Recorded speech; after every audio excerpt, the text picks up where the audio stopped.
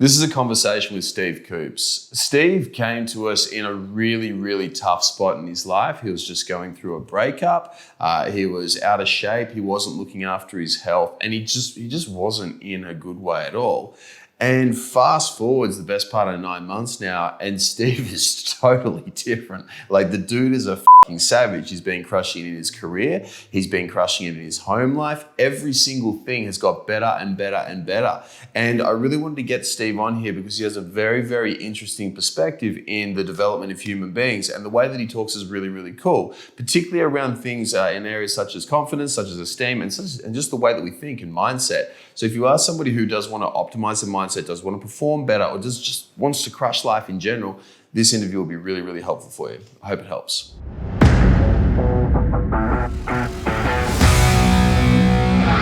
And we're live, dude. Thanks for coming on. Welcome, man. Love it here. So, mate, let's hard-hitting questions straight up the guts. So, like, you've had ups and downs. You've got success in business. You run the Baker's Delight. You've done a heap of cool shit. You're successful in multiple areas within your career. But you've also had the lows, you've had the suicidal thoughts, the anxiety, the depression, all that sort of stuff. First thing I want to touch on, man, is like, what are some of the bullshit thoughts and thought patterns that you've had in the past, which have led you to some of the lowest circumstances you've been in? Great question. And I think it's probably that one of the things, and this is something I have in a lot of conversations with men, and one thing that sort of hit home for me early is that I'm unique, but I'm not special. And one of the bullshit stories we tell ourselves is that our problems are completely special. Like, there's something wrong with me. Everyone else is normal, but there's something really specifically wrong with me, and I'm broken, or I just need to sort of knuckle down and I'll get through this. Everyone else gets through it. But the reality is that while you are unique and while I'm unique, how you got here, your story, everything like that is unique. Your problems are not special. What effect did you thinking your problems were special had on you? Well, it stopped me from reaching out. It stopped me from getting help because, like, I thought I was the thing that was broken, and I was, completely alone in my problems, or even worse, that I created my problems. They're my fault, so I deserve to live with them. And how long did that mindset, how long did you have that way of thinking? Probably most of my life, really. Like, most of my life, we always see things from our perspective, and until you actually spend time talking with a lot of people, like having real conversations, you realize, what? Everybody's broken to some extent, and living with it is a choice. Once you realize that there are people out there that can help you, there are things you can do. So staying where you are, staying in the pain, staying with the anxiety, coping with drugs, alcohol, women, whatever, that's a choice. And I guess that can be the sort of frightening part about finding out that you're not special, or your problems are not special. So why do you think we do this? Like, because thinking that we're special, like, let's be honest, if we really look at it, we're totally frank, it's retarded, right? It's stupid. Yeah. But I've done it. You've done it. Like, we all do it. We all go into this, like, thing is like, oh, nobody understands me. No one gets me. Like, no one's, I remember this, fucking hilarious. Well, I was doing pretty well in business when I was like 20. So I was making about 500 grand a year. And I thought I was like, killing it, absolutely smoking. I wouldn't take on a mentor because I believed that there was nobody in fitness that was making more money than me, which is like insane, super stupid. And so I wouldn't hire a business, and therefore I wouldn't hire a business mentor. Therefore my business didn't grow for like 2 years because I was intellectually tapped out at that stage. Yeah. So why do you think we sell ourselves on these bullshit stories of I'm special, no one can help me, when it's the worst thing that we can do for ourselves? To put it succinctly, it's ego. And look, ego is not a bad thing. Our ego is there to protect us. Our ego is there to keep us safe. So what back a bit? What do you define as ego? So ego is the part of us, that part that says you should be something, you should do, you should have this, or you should be this. It's that part of our brain. It's that part of that inner voice that is constantly demanding more, or even to the point of demanding less. But it's there to keep us safe. It's there to keep us, as we've evolved, everything in our brain is designed to keep us from dying, right? The old saber-toothed tiger thing. It's trying to keep us safe. Ego does the same thing. I don't want people to know that I have a deficiency or I'm insufficient somewhere, because we're herd animals. If people find out how I stuffed up, or, the mistakes that I've made, or, the things that I think in secret, then I'm going to be ostracized. I'm going to be out on my own. And we don't want that. Nobody wants that. So in order to do that, well, let's do the opposite. Let's pretend that we've got it all together. Let's just pretend that, everything's okay, so that we're accepted and we're, I fit in society. I'm normal. We all want to be normal, right? And then you find out that normal is actually everybody's messed up in some way. Everybody's taken some damage. And it's this ignoring the damage. It's ignoring everything is what keeps us in this place of, walking on broken legs. You'll keep doing that until you come to a point where you've just got to say, what, screw everyone else. I want more for myself. I want to feel better. I want to have a better life. I want better relationships. I want to make more money. I want to do all that. But the first step is just coming to terms with your ego and just saying, what, I've made some mistakes. It's all bullshit. I need some help. Well, normally it takes us to have a real low before we actually reach out and get help. And it's very, very few people ever get to the stage of being like crushing it and admitting that they have problems and therefore getting help before they actually hit that rock bottom. It's like why you see with drug addicts all the time. It's like the time where they go get help and they realize they have a problem is when they've already lost their house, their wife's already left and the kids don't talk to them anymore. So for you, what was it did you have a rock bottom? Like when was your point where you decided to push your ego aside? I've had a few, believe it or not. And not the fastest learner, huh? No, I'm not.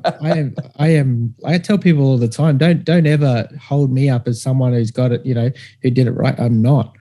I'm what do they call it? A cautionary tale of woe. And I'm with you there, brother.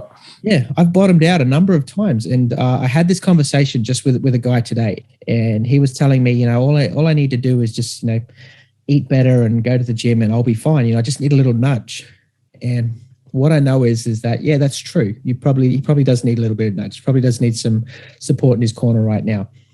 But you can come in, you can get a program and you can be going good, 3, 5, 6, 7 weeks, then trials will come again.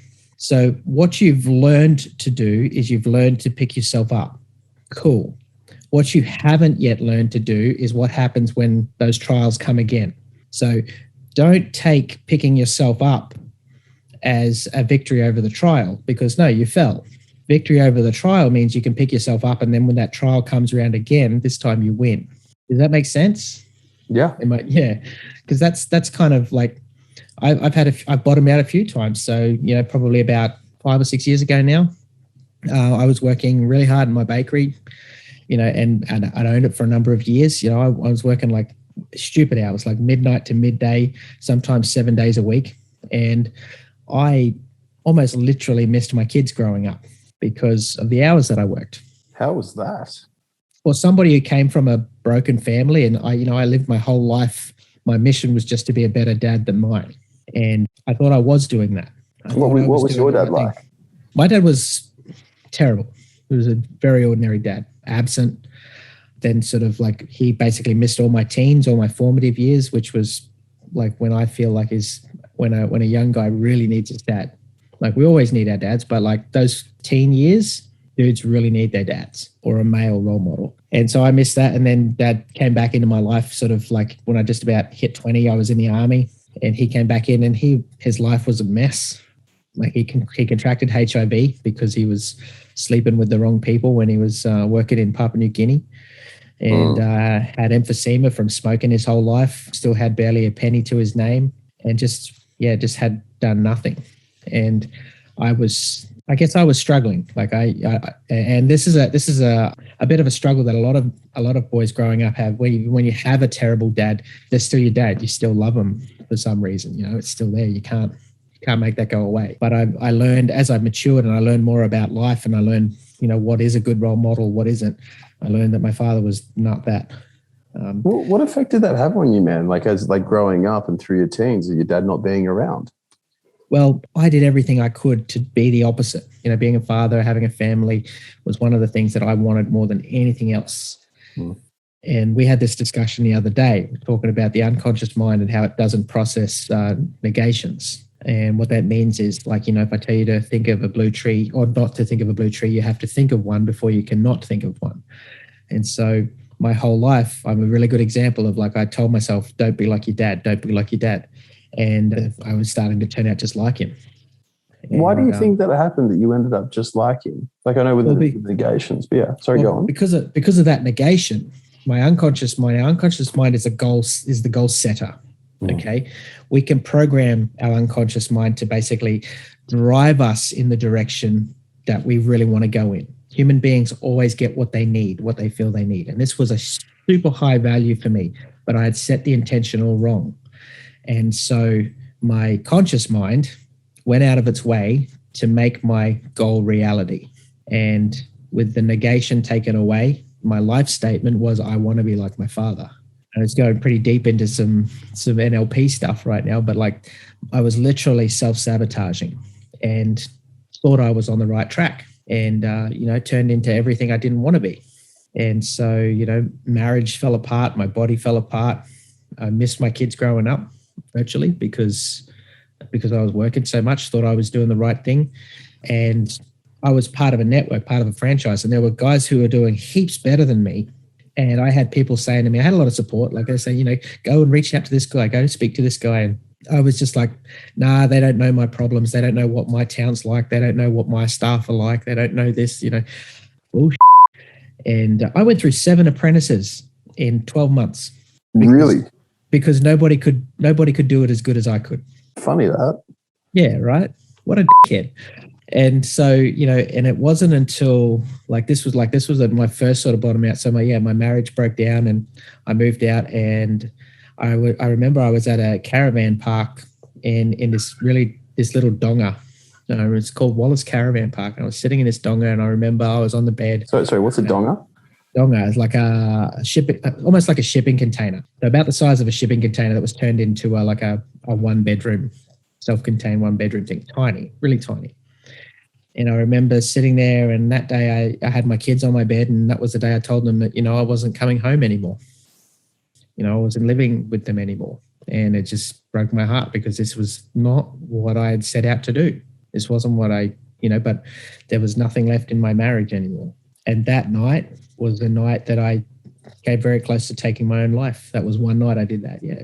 And it took a few months after that of some support. I had isolated myself completely from everyone because of my job. I didn't keep social hours.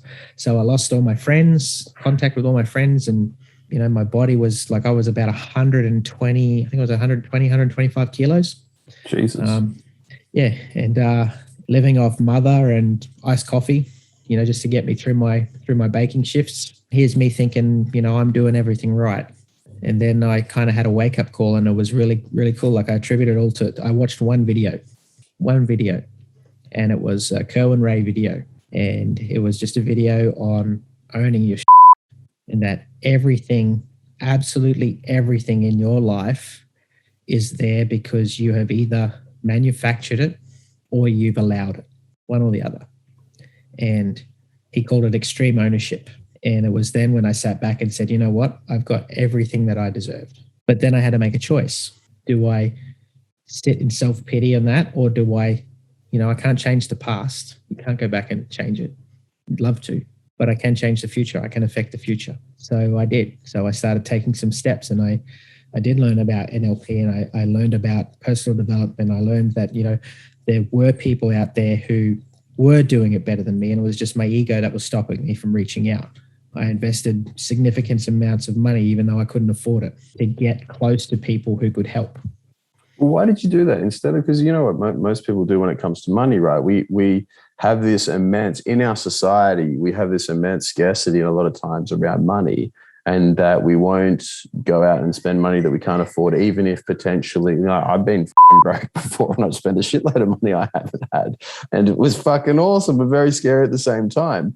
So why do you feel that you went ahead and did that, as opposed to doing what most of us would normally do and shit ourselves at the thought of that and hold on to the money at all costs? Well, I think part of it was like the realization that I'd spent all my time trying to hold on to money, trying to make money, and I didn't have any anyway.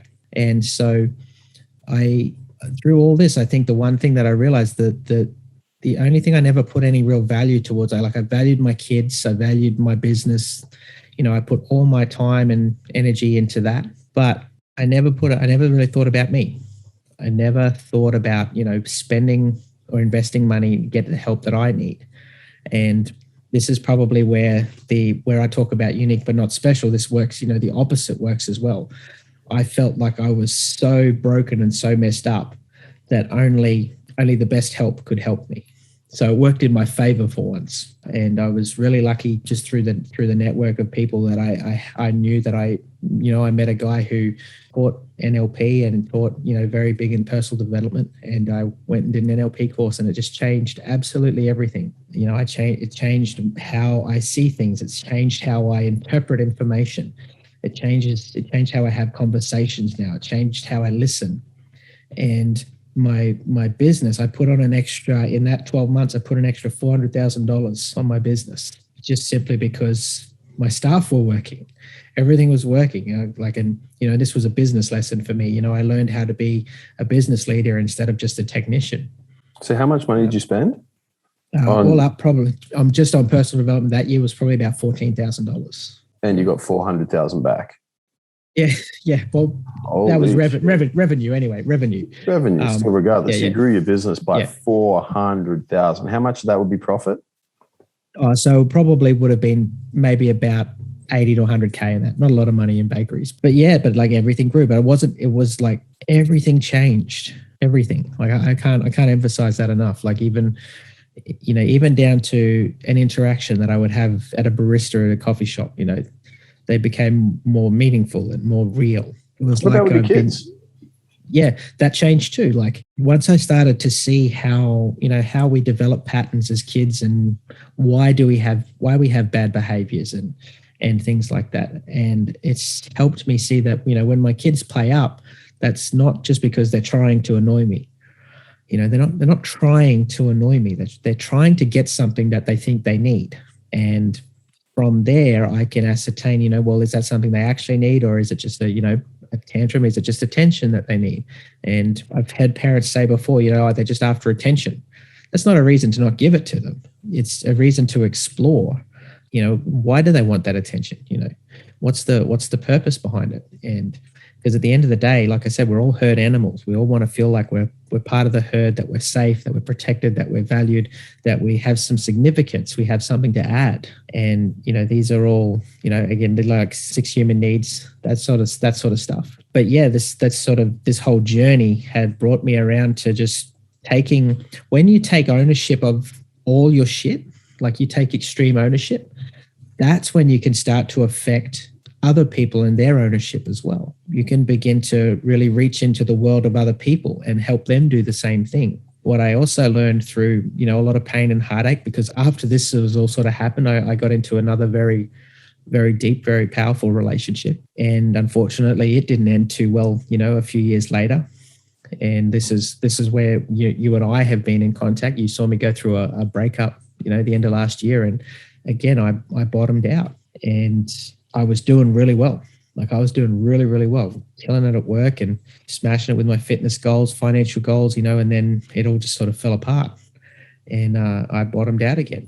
Why do you feel it still fell apart, even though you were taking extreme ownership, or had that changed? I'm not 100% sure why. It's still something I'm exploring. But one of the big things that I went through was because of all my history and things like that, I have always been a very intuitive person. And during this relationship, there was some deceitful stuff going on. And my intuition, my inner voice was pointing me towards that. And the whole time I thought something was going on, I was being reassured that nothing was wrong and that I was crazy for thinking that. And it sent me crazy.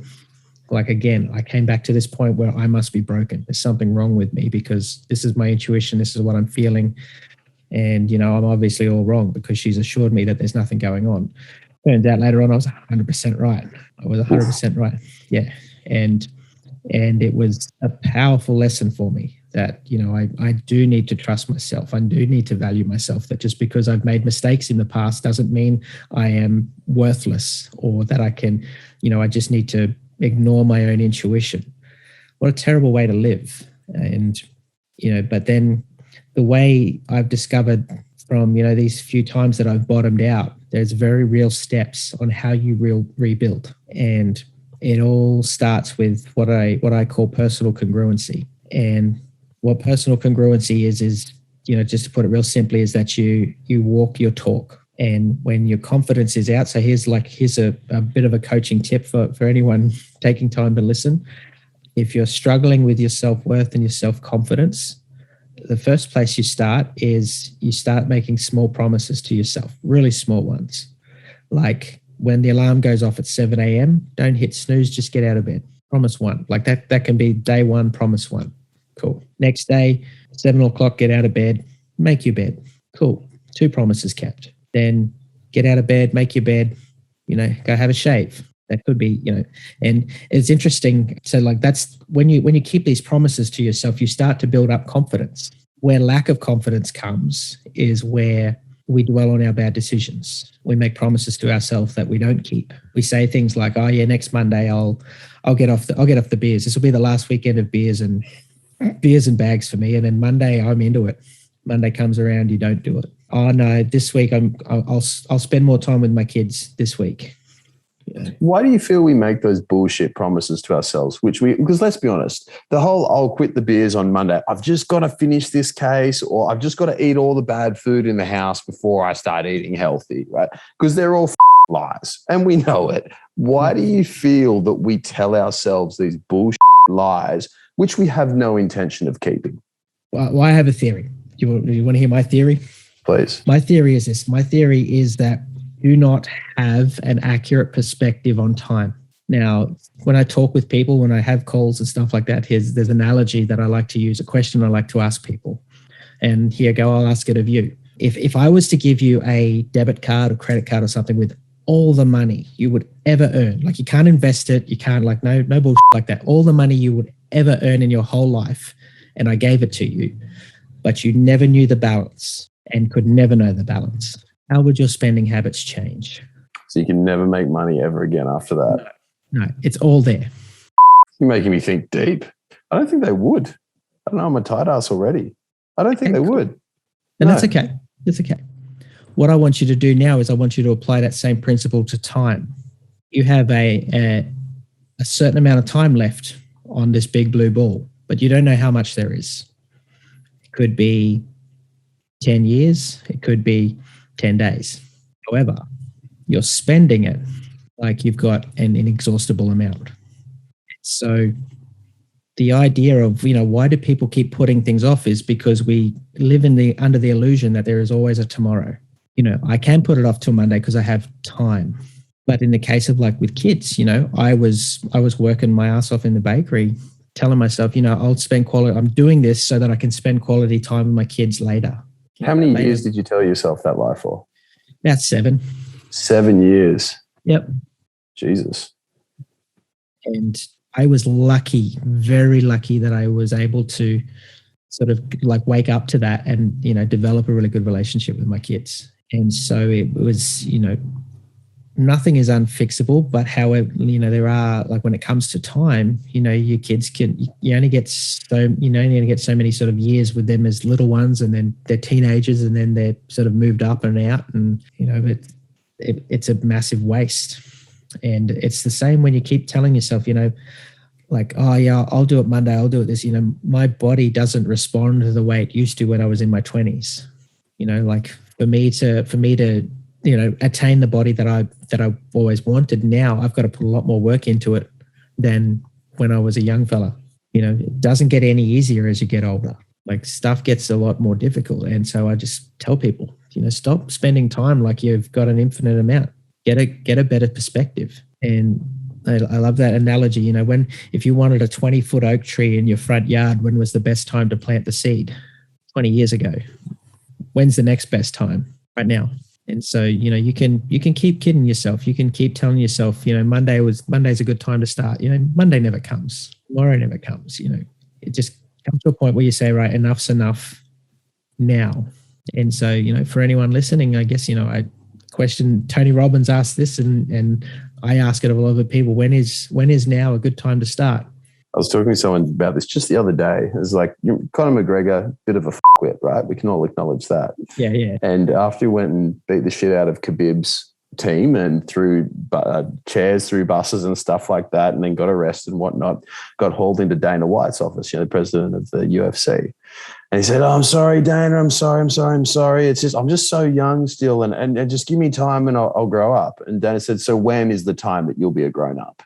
When? Like, why not now?" And ever since then, Conor has been a bit less of a fuckwit. I mean, he's still a fuckwit, but he's not throwing chairs through buses anymore, right? But the thing that I don't get about why we do this, because even I've been I've been a terrible example of this, in that we, in the past, used to always push things off over and over and over again. So if we want to break that cycle, because no doubt somebody listening is going to have this problem, at least one person, right? How do we start to break it? How do we make it so that we don't tell ourselves these bullshit lies over and over again? How do we make it so that we don't push it back to Monday, to next financial year, to next new year, and so on and so forth?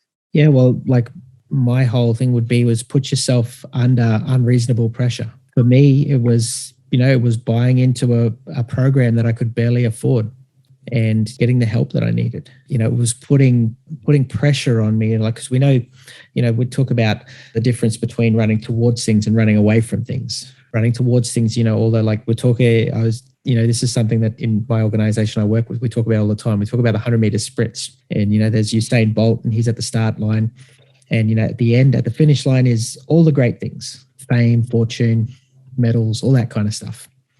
And when they run, we would like to think that they would give everything they have. Like, couldn't possibly run any faster. Like, dude gave everything. Cool. All right. I would like to pick him up and put him in a jungle and put a hungry lion behind him. There's just a part of me that thinks he'll just find that. He'll find something else. He'll find something extra. And that's the kind of thing I think you need to do. So, if you're the kind of person who, if you can stop bullshitting for a little bit, if you're the kind of person who has said Mondays when I'm starting, and you've found yourself, you've said that 2, 3, 4 times, guess what? You're who I'm talking to. Commit to something.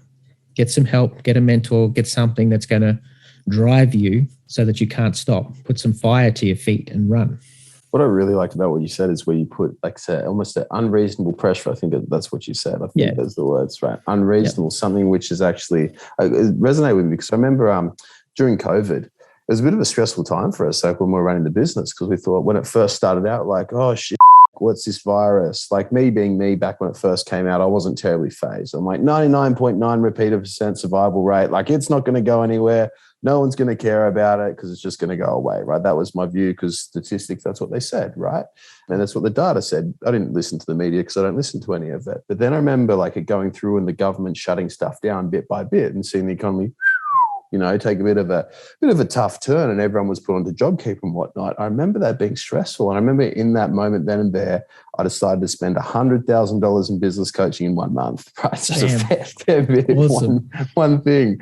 But it was quite interesting, because I made that $100,000 back within a week, right? Which was pretty incredible after doing that. I hadn't been really pushing the business because I was super happy. We got awesome clients. I was just in this content space. But then when I had that external pressure of COVID put onto me, plus as well, it's forking out 100 G's, which was the biggest investment at that time in my life. It was insane. But the craziest thing that I found after then, but very similar to you, is the more that I whack down financially, the more that I come back, that I get in return. But then the same thing goes into other things as well. When I invest time in people, the more returns I get. When I put more love and I put more care and I put more into it, more attention in, I get way more back, which I find absolutely incredible. But now to go into like a bit of a segue and to push this convo down a little bit of a different path, very big segue. You were a pastor, right? Back in the day. I had to bring it up, man. You're a pastor. You're in a very different space to that now. And like, one thing that's always intrigued me, and I've never got to ask you this, is like, how did you go down how have you owned a Baker's Delight, been a pastor, done NLP, right? Been in the army, like done all this sort of stuff. Like, how does being a pastor fit into all of that?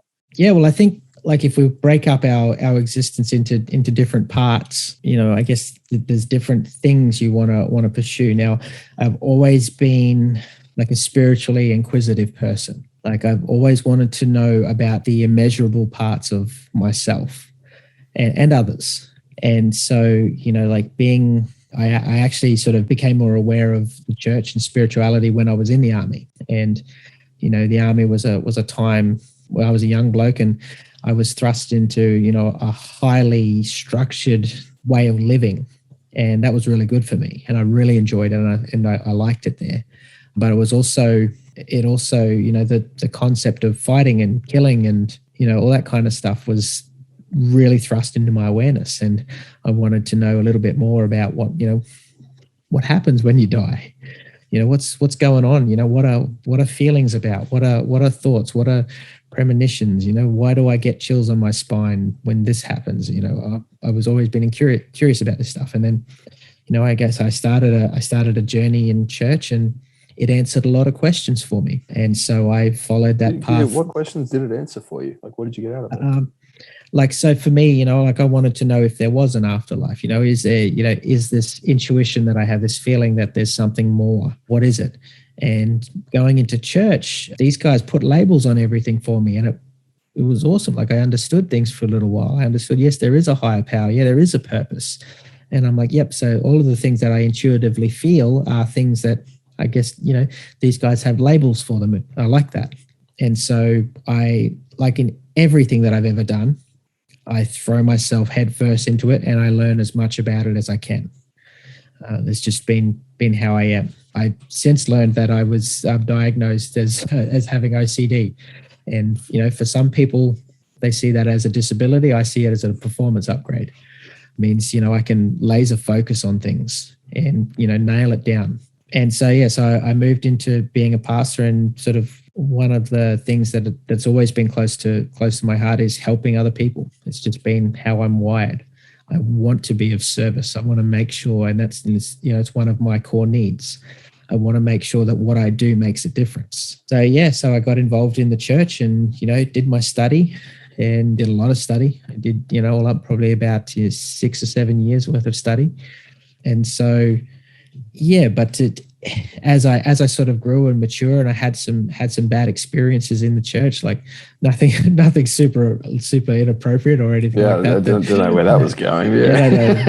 Nothing like what that. happened? But on a serious note, like what happened to lead you to not be a pastor anymore? So I got involved in like the upper echelons of the church, and I was sort of, I guess, being groomed to take over a church. And the further I got into it, I started seeing my heroes fall. All the people that I looked up to or got caught up in some sort of, immoral misconduct, all that kind of stuff. And then my senior pastor just went AWOL. Like he was there, but he wasn't. And the church just kind of turned in on itself and got very controlling, very manipulative. And that's so interesting, because that goes against all of the Bible's or God's teachings, right? Why did it go that way? 100%, because like that's the difference between, and like I guess why people ask me all the time, are you still religious? And I'm like, no, not at all. Like, because what I took away from, the values of love and grace and mercy and understanding, all of those kind of things, those were the things that I pursued. Those are the things that I feel are important. But then, why does it change? People, ego gets involved again. People get involved and they want to try and force other people to behave properly. They want everything, all the ducks in a row, because mess and chaos isn't easy to manage. And so people, even with good intentions, they set out to control chaos. But here's the secret that I've learned. Life is chaos. Life is a mess, and it's okay.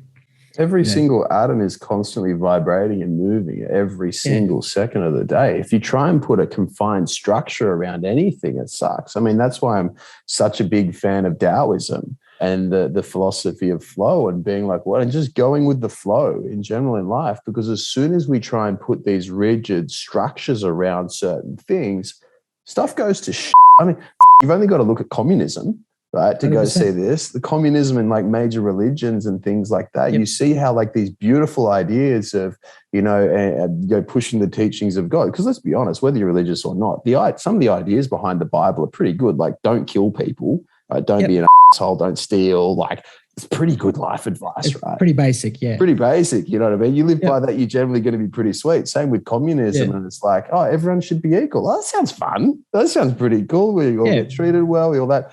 But then in reality, it's completely different. I mean, you just got to look at the Catholic Church and a lot of things. No offense if you're Catholic, but you got to look at like how that old schmozzle's going, and then you go through and you look at like how China is, or you go look at Venezuela or any of those countries which are affected by it. As soon as we start to control people, and even look at what's happening here in Australia, the way that we're trying to control one another, and we're trying to tell each other, you can do this, you got to wear a mask, you can't wear a mask, you got to get vaccinated. No, fuck you, I'm not going to, like, we tell everyone how it's going to go. Things go to really, really quickly. Why do you think we don't learn? That's a massive question. I don't know. Like, I would love to. Yeah, I would love to have. Like, what I know is that you've got to allow people the opportunity to experience their knowledge. You've got to let people walk their path. You've got to let them walk it out. You can't learn for them. And by forcing people to have your set of values and your set of knowledge without letting them get to an understanding of it, it's going to create cognitive dissonance. And that's what happened with me in the church. Here's these things that I really treasured and I valued. Like, honestly, man, grace is one of the biggest things that I love more than anything else. Like, what do you define as grace? Of grace, like in a theological sense, grace is, forgiveness. And like, if you were to take it out of the context of, biblical stuff, like grace is cutting yourself some slack. Grace is, you're going to fuck up, but that doesn't mean the end. It's not a death sentence. Grace is looking at somebody going through hard times, and instead of judging them for their mistakes, having some empathy for, like, fuck, what made them choose that in the first place? And instead of judging them, like saying, hey, well, I don't know how you got here, but I can show you the way out. Would that be cool? And that's so counter to what we're taught, man. Like, even with one of my guys just earlier today, is one of the favorite clients that I've ever worked with. Like, this dude is just a genuine gentleman, super smart, made a shitload of money, runs an investment bank, like really, really awesome dude. And we're talking about setting up boundaries and whatnot, and how he should argue a bit more and be more confident within conflict. And he said, but what if I'm wrong?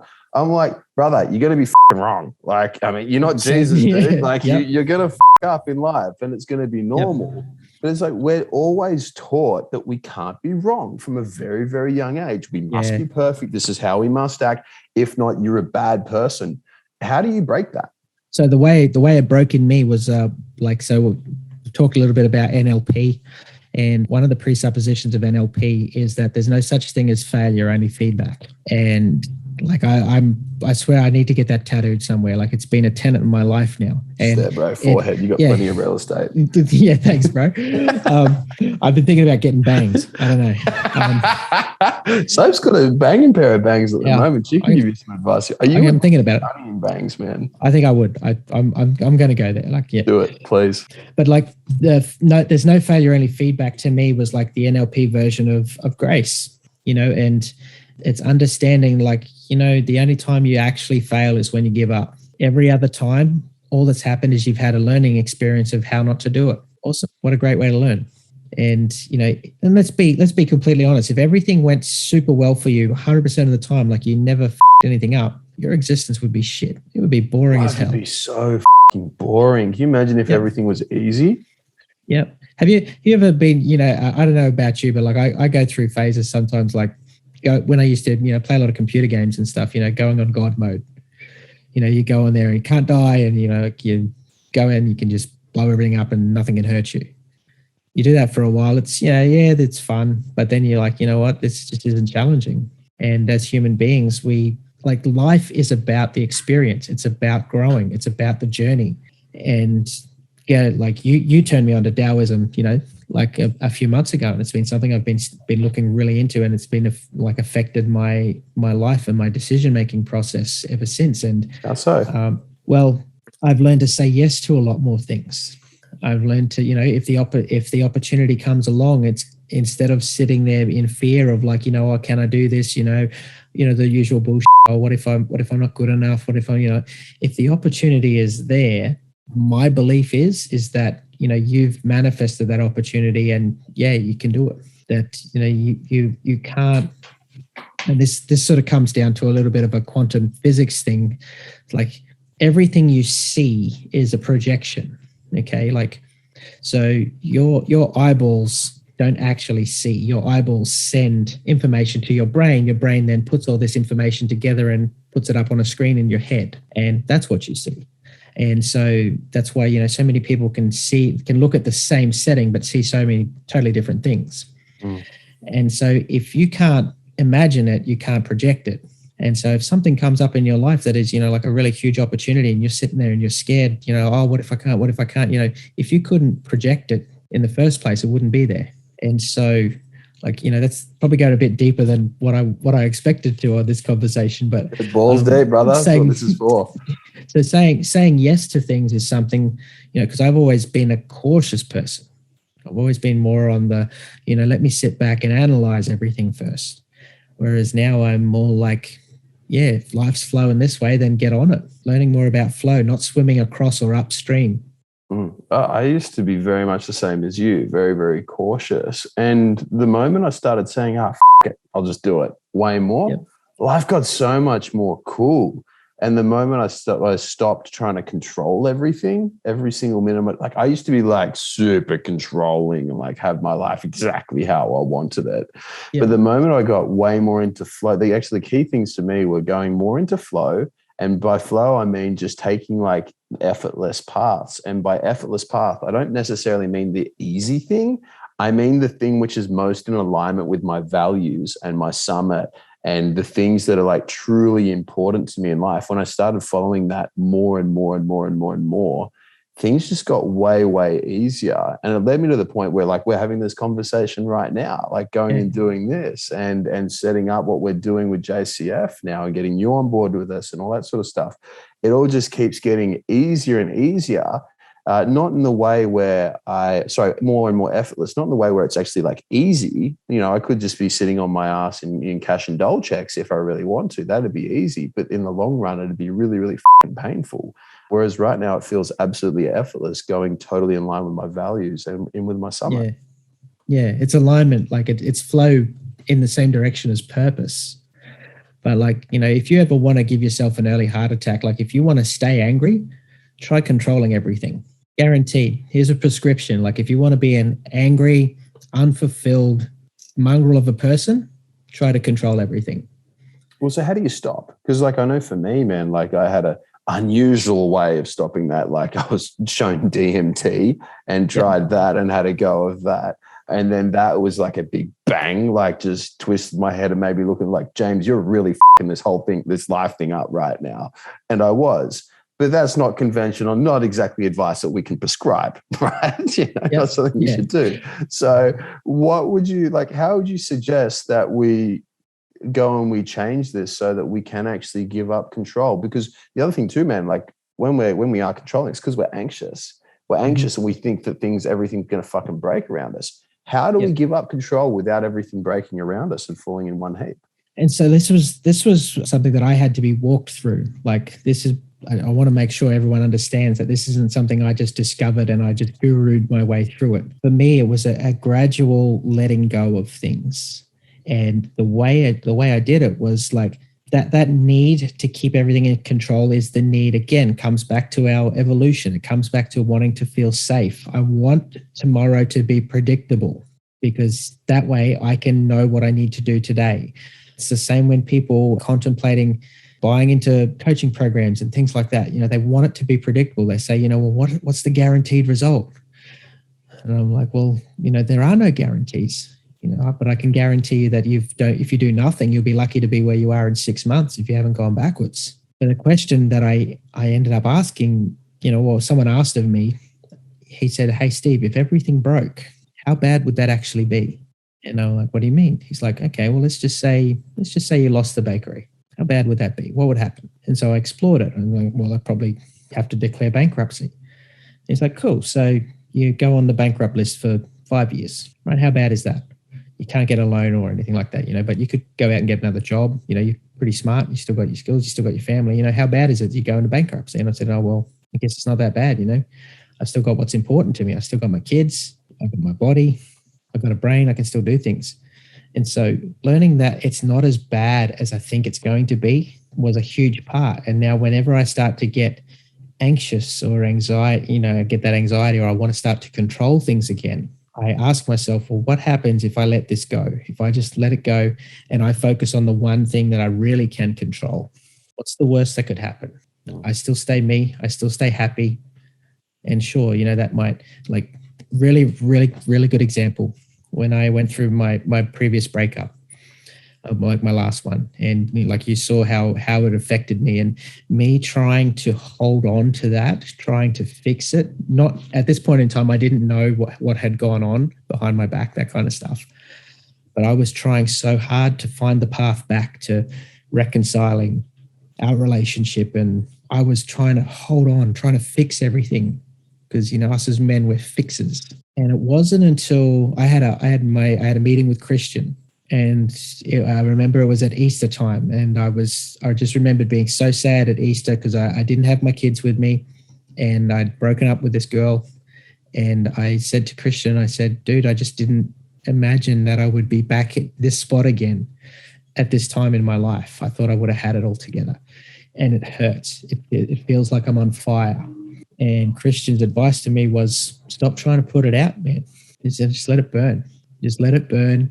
And then rise like a fucking phoenix from the ashes. And so I did. And I remember that night, I just let all the feelings in. I let all the anger, all the hurt, all the sadness, everything I was trying to keep at bay, I just let it come in and let it consume me. What was that like? And freeing.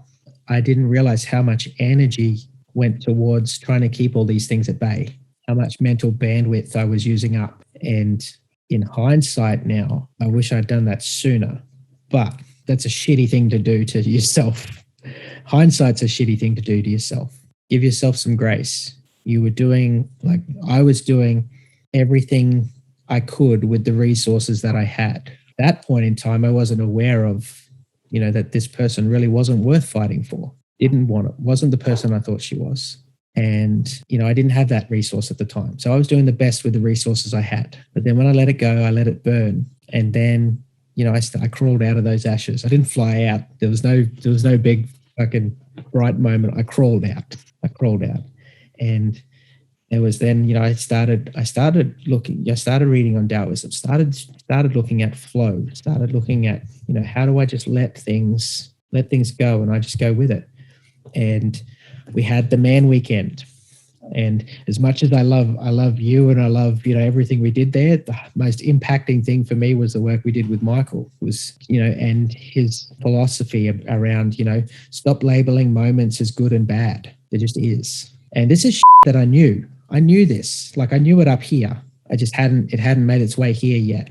Why not? And I think it's that journey, like I was talking about, sometimes, information needs to be lived. You need to have a go on it. Does that make sense? You can, you can't read about push-ups, man. If you can read about someone doing push-ups, but until you've done your own, you don't know jack shit about push-ups. All you know is that somebody else knows how to do push-ups. And I had acquired a lot of knowledge, but I hadn't applied it all, hadn't put it into practice. So I acquired a really tricky list of things that I hadn't actually done myself. And so understanding, taking off the labels of good and bad, and there just is, that there's been some very bad things that have happened to me that have been so quintessential to my growth and development that I simply could not survive without them. But if you were to ask me, do you want to go through that before it happened? I would say, no, that's bad. When in actual fact, it was one of the things that actually built me. I totally vibe with that, man. Pretty much when I was going through my shittiest phases of being anxious, depressed, bipolar, the whole lot, IBS, everything has literally made me who I am right now. 100%. Yep. And that's it. It's stop putting these, everything. I say to people, just like your body reflects perfectly the results of your eating and exercise habits, nobody's getting shafted here. The results you have are perfect for the strategies you're running in everything. Totally. Perfect. No one's getting gypped. No one's getting robbed. Everything in your life is there because you either allowed it or manufactured it. And even though it may not be your fault, it definitely is your responsibility. So if there's, because I know that there's going to be a number of fellas who vibe with this, because obviously I know all the guys who want to work with us. Would it be okay if we put up a booking link so they can book in and have a chat with you somewhere on this? 100%.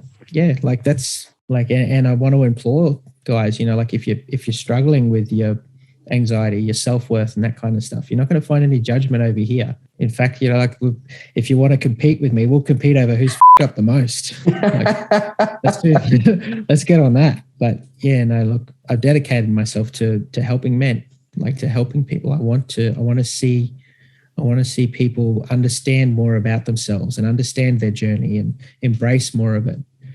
And, you know, learn to live a life that is enjoyable.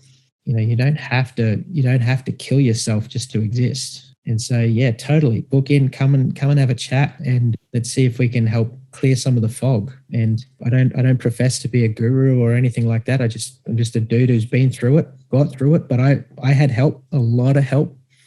I have some really awesome people around me, and I use them. And I guarantee you, if you look in the right directions, you'll find awesome people that will help you as well.